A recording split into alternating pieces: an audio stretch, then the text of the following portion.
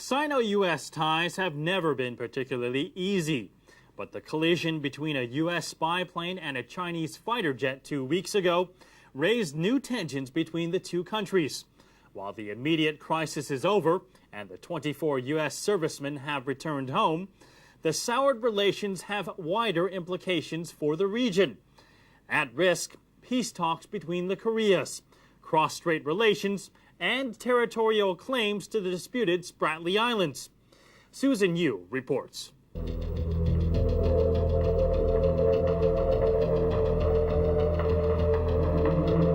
This accident has the potential of undermining our hopes for a fruitful and productive relationship between our two countries.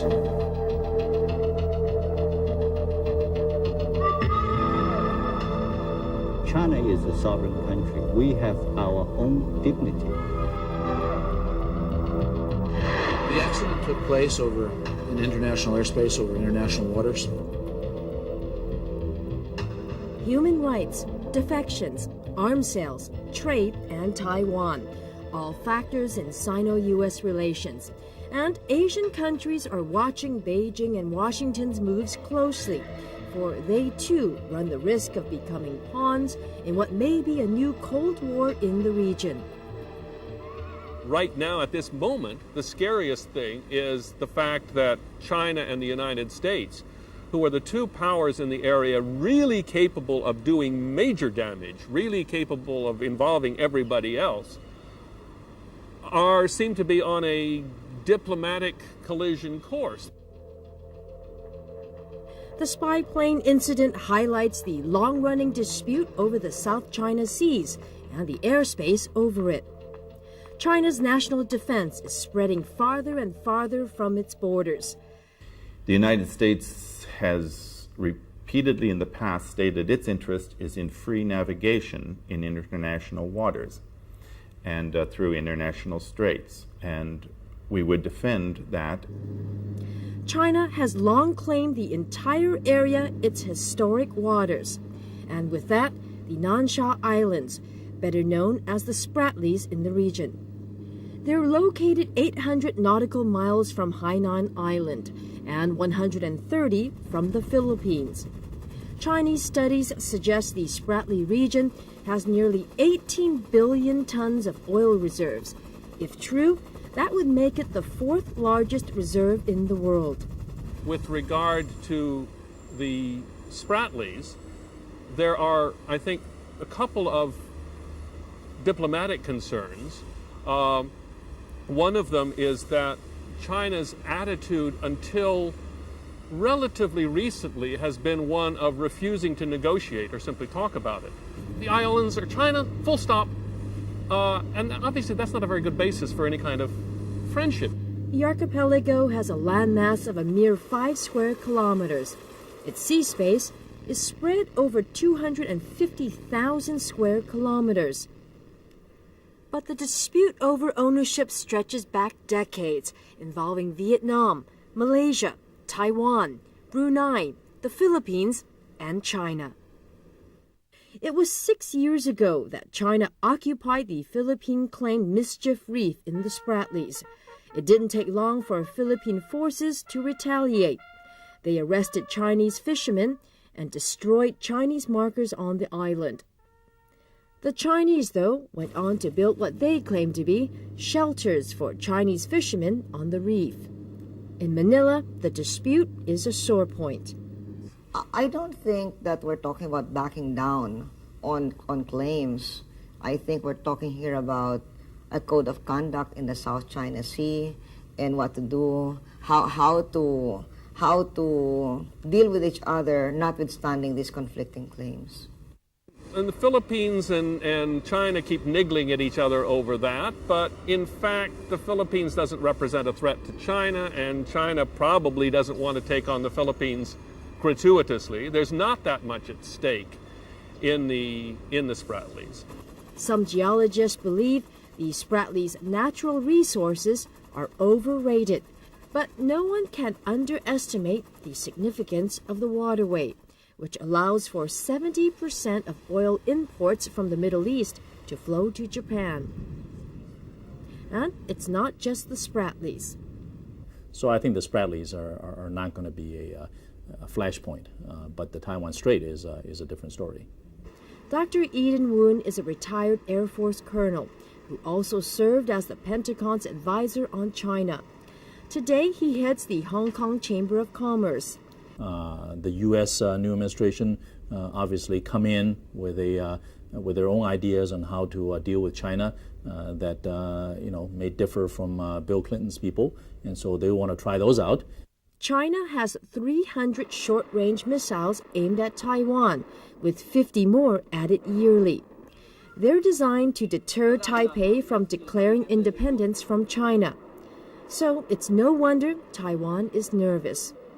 Memories of the 1996 showdown when China fired missiles over the Taiwan Strait and America sent in battleships to defend the island are still fresh. President Chen Shui-bian is urging Washington not to allow the spy plane incident to affect its decision to sell Aegis radar and missile technology to the island. So, should Asia brace itself for another confrontation over Taiwan? I don't think the Chinese are wanting to take over Taiwan immediately, because Taiwan as it is better for them than Taiwan belonging to China. Taiwan as it is has access to international technology, especially American technology, capital, know-how. There's a great deal of toing and froing between the Taiwanese and the Americans.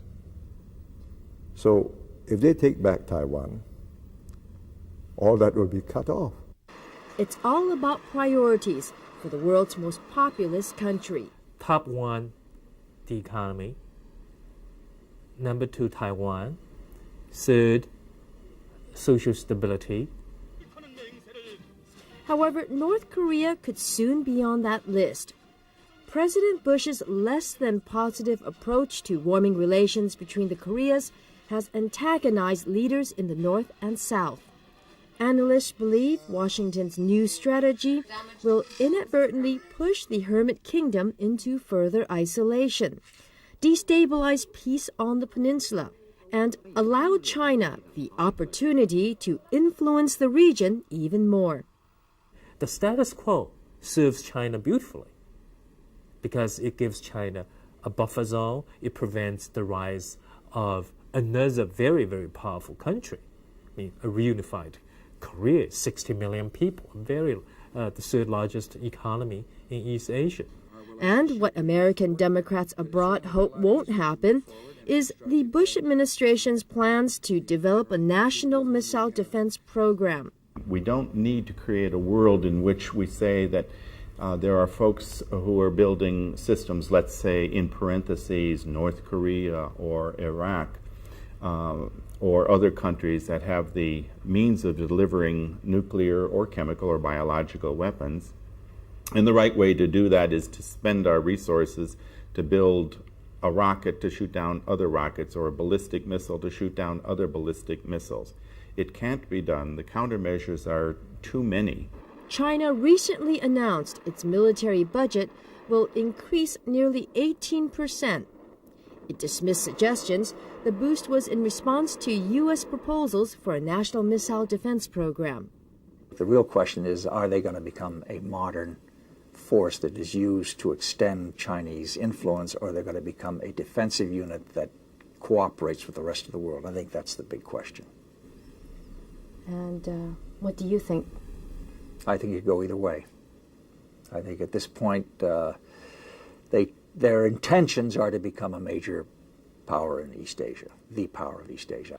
And the jury is still out on how other high-stake issues will play out.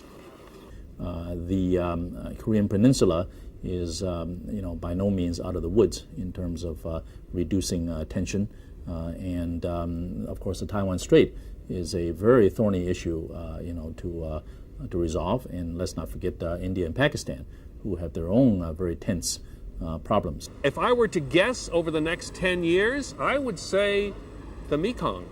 I would say who controls the waters of the Mekong, which rises in China but then flows through and is essential to the economy of Laos, Thailand, and Cambodia. That's a big question, because if China cuts off those waters for its own reasons, they are doing a grievous damage, or potentially could do a grievous damage to those countries.